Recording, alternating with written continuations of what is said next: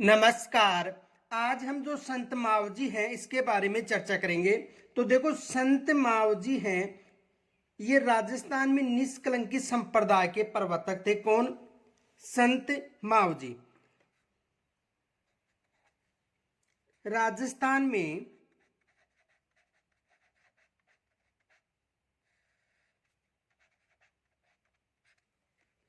निष्कलंकी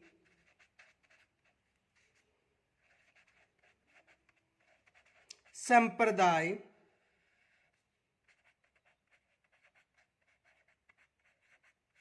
प्रवर्तक थे।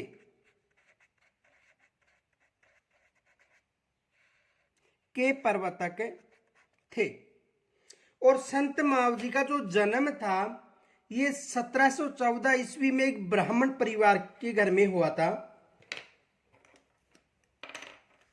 संत मावजी का जन्म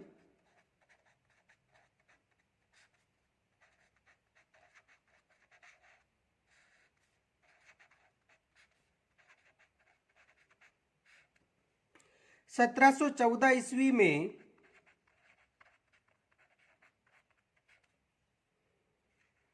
ब्राह्मण परिवार में हुआ था।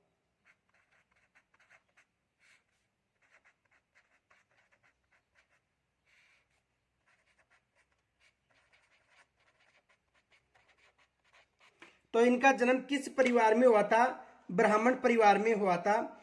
और निष्कलंकी संप्रदाय उसके प्रवर्तक थे। और इनके पिता का नाम था दालरूमसी और माता का नाम था केसरबाई। पिता का नाम क्या था? दालरूमसी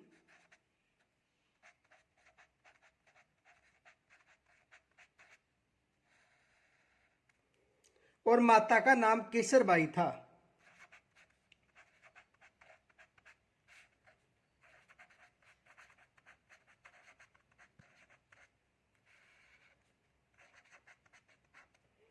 माता का नाम क्या था?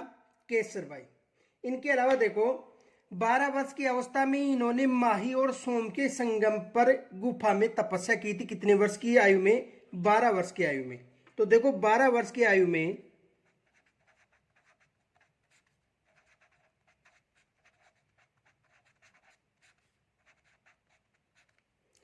माही व सोम के संगम पर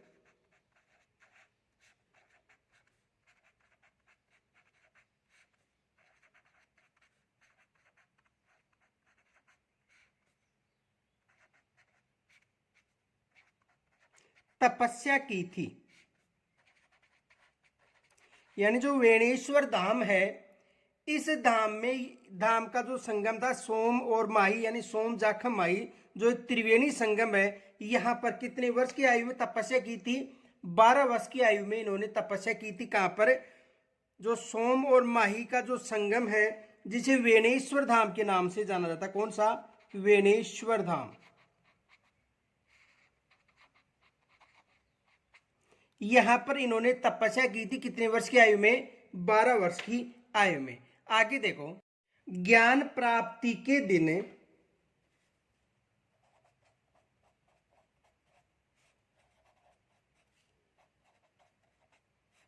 ज्ञान प्राप्ति के दिन यानी संवत 1784 माघ शुक्ला एकादशमी, संवत 1784 माघ शुक्ल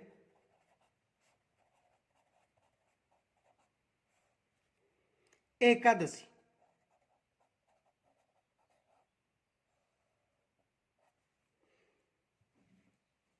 देखो ज्ञान प्राप्ति के दिन यानी संवत 1784 माघ शुक्ल एकादशी, वहां पर वेणेश्वर धाम की स्थापना की थी। कब? ज्ञान प्राप्ति के दिन वहां पर वेणेश्वर यानी कहां पर? सोम और माही के संगम पर। ये याद रखना, सोम और माही के संगम पर यानी वेणेश्वर धाम की स्थापना की।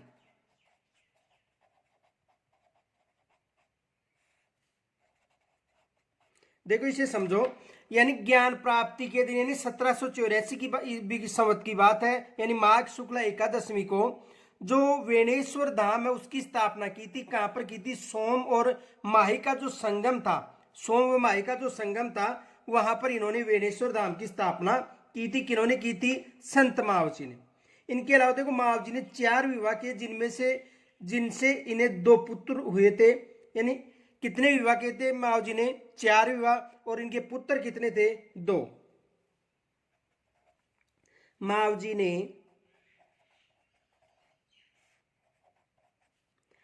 4 विवाह किए थे,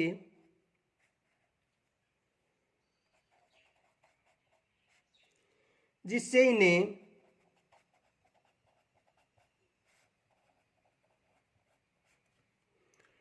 2 पुत्र हुए।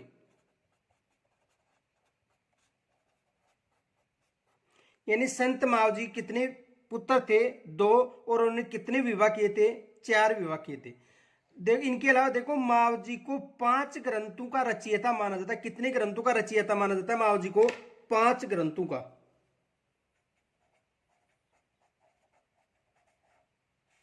माव जी को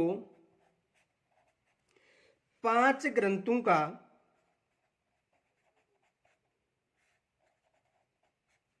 रचयिता माना जाता है।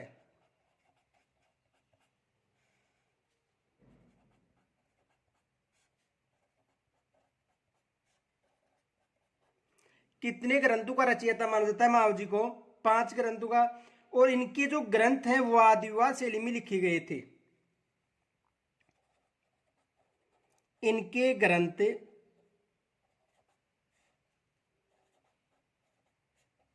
वाद विवाद शैली में लिखे गए थे।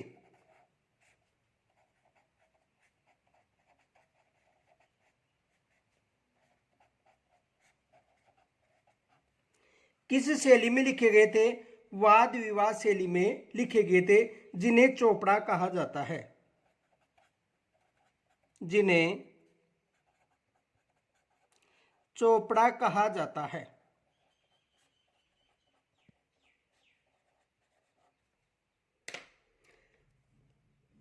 जो माव जी के चोपड़े केवल दीपावली के दिन ही बाहर निकाले जाते हैं, ये विशेष याद रखना।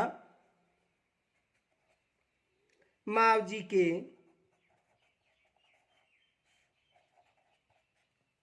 ये चोपड़े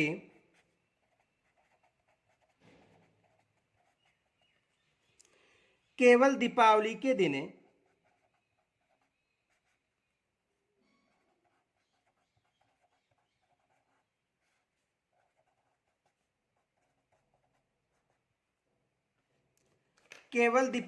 दिन बाहर निकाले जाते हैं।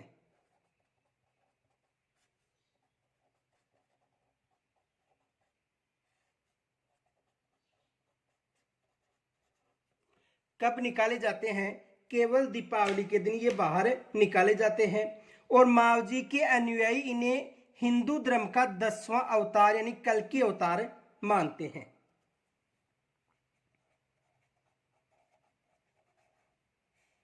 माव जी के अनुयायी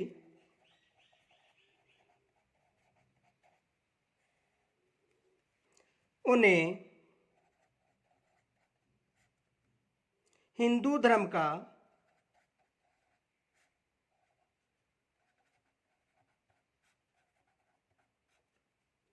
10वां अवतार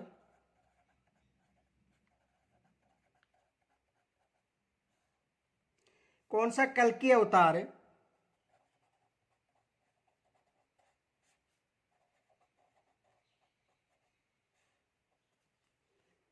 मानते हैं।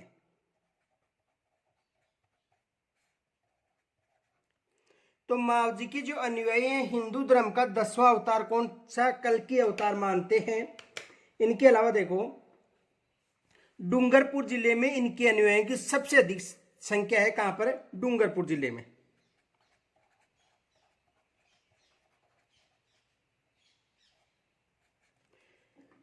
डूंगरपुर जिले में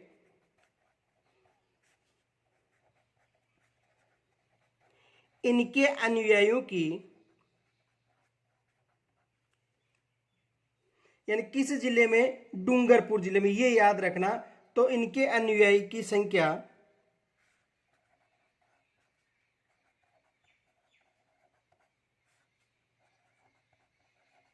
अधिक है। तो सबसे अधिक इनकी संख्या कहां पर है? डूंगरपुर जिले में। और इनके अलावा देखो, माव जी का जो मुख्य मंदिर है साबला में है, जहां पर माव जी की शंख, चक्र, गदा और पद्म सिंहत घोड़े पर सवार चतुर्भुज मूर्ति है। कहां पर है? सांबला में।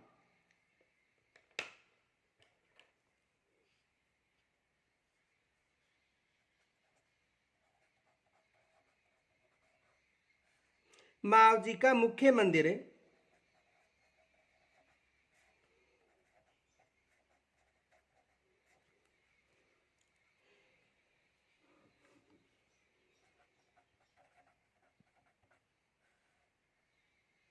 साबला में है, जहां माव जी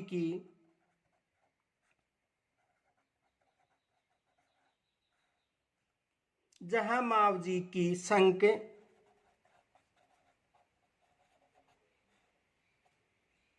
चक्र, गदा, पद्म सहित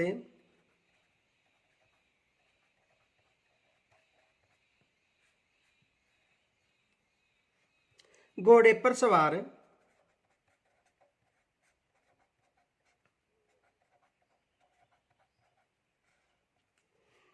चतुर्भुज मूर्ति है।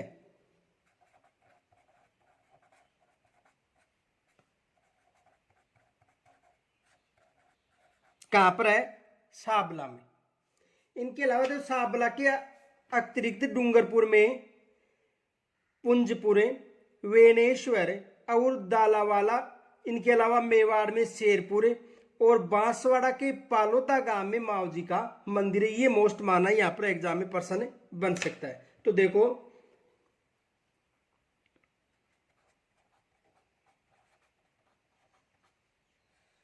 साबला के अतिरिक्त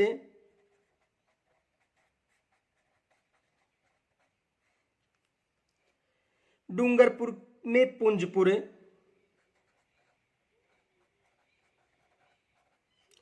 डूंगरपुर में पुंजपुर,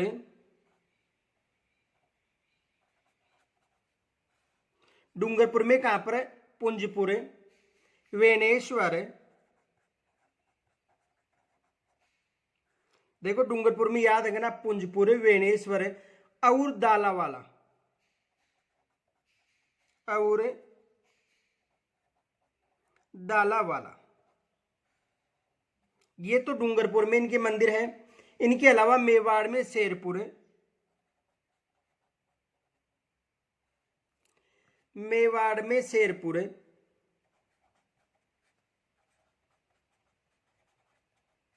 मेवाड़ में कहां पर? शेरपुर। और बांसवाड़ा के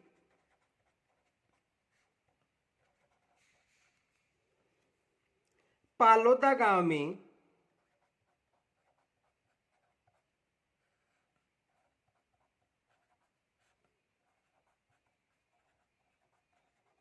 इनके मंदिर निर्मित हैं।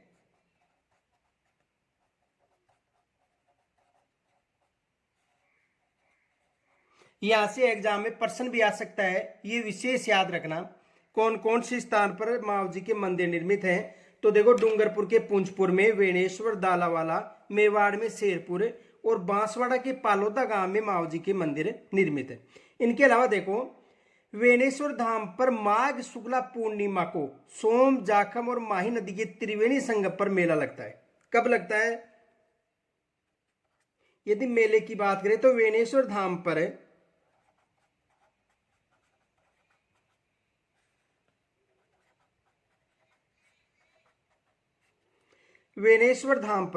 माघ शुक्ला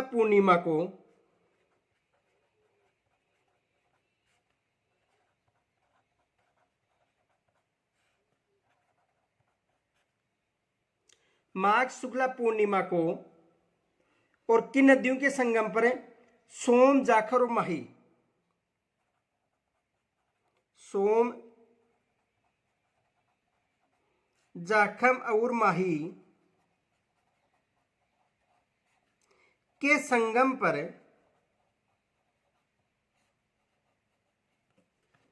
मेला लगता है।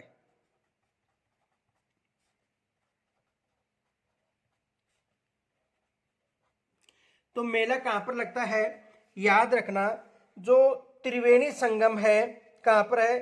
वेणेश्वर धाम में। और कब लगता है? माघ पूर्णिमा को। ये याद रखना। इनके अलावा देखो,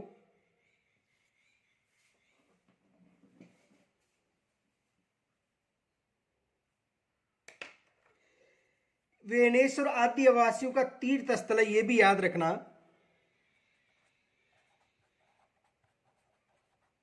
वेणेश्वर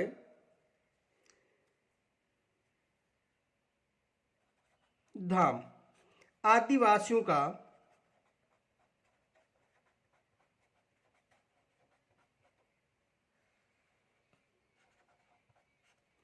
तीर्थ स्थान है।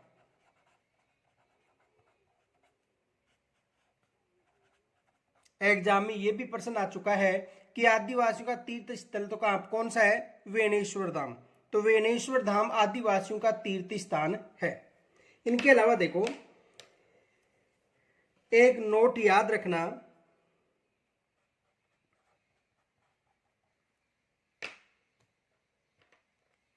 लसाड़ा के पटेल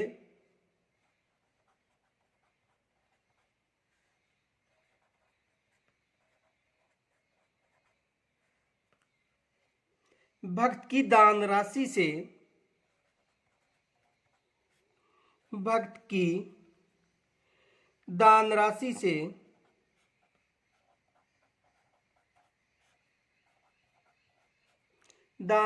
से अहमदाबाद से कागज मंगवाया।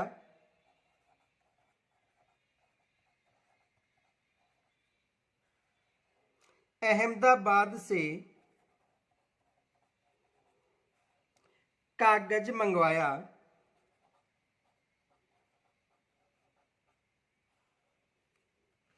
और धौलागढ़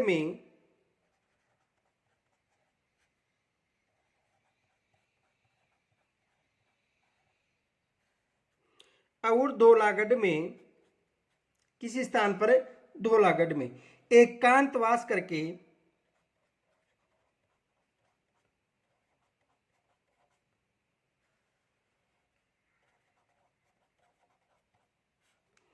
एकांतवास करके 5 बड़े ग्रंथों की रचना की।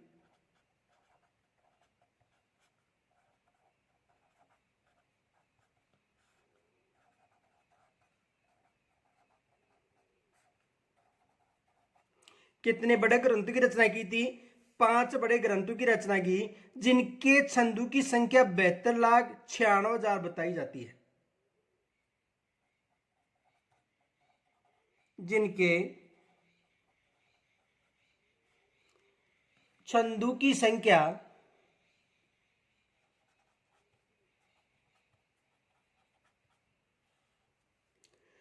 72,96,000 बतलाई जाती है।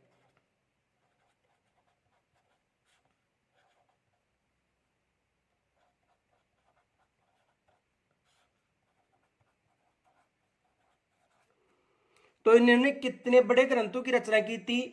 5 बड़े ग्रंथों की रचना की थी। किन्होंने? संत मावजी ने। तो देखो, आज हमारे जो संतों का जो टॉपिक है वो समाप्त हो गया। कल हम फिर नए टॉपिक के साथ मिलेंगे। तो संतों के लगभग 20 टॉपिक हैं, हर संत का अलग अलग टॉपिक है। और इनके अलावा जो कल हमारा जो टॉपिक होगा वो होगा लोक देवता। तो कल हम नए टॉपिक के साथ फिर मिलेंगे। नमस्कार। कल हम नए टॉपिक के साथ फिर मिलेंगे, तब तक के लिए नमस्कार।